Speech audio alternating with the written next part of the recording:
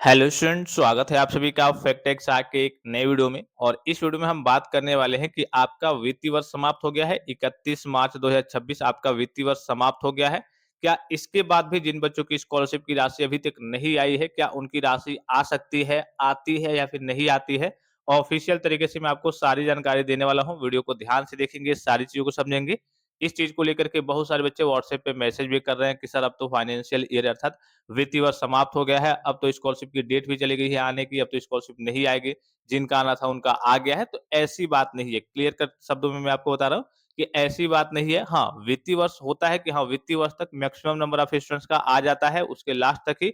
लेकिन समाप्त होने के बाद भी अगर आपकी कैटेगरी के फंड में, जैसे आपकी जो भी कास्ट कैटेगरी होगी, SC, ST, general, OBC, minority, उस कास्ट कैटेगरी के फंड में कहिए कि अमाउंट होता है कि हाँ, इतना करोड़ बच्चों का स्कॉलरशिप का वितरण किया जाने वाला है, इतना करोड़ स्कॉलरशिप का कहिए कि बच्चों का लाभ कहिए कि इस बार दिया जाने वाला है।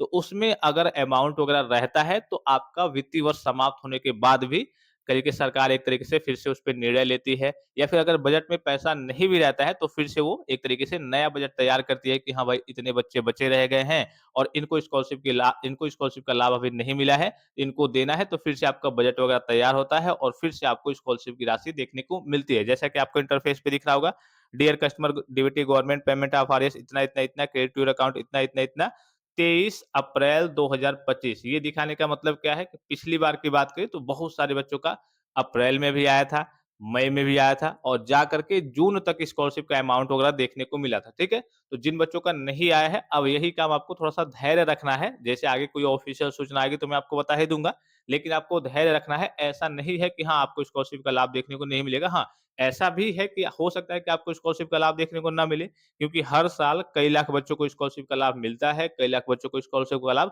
नहीं भी मिलता है, अगर उनका फॉर्म वेरिफाइड है तब भी, ठीक है? क्योंकि उतना अमाउंट वगैरह सरकार के पास एक तरीके से कह सकते हैं नहीं रहता है, या फिर कह लीजिए कि उतनी व्यवस्था नहीं हो पाती है।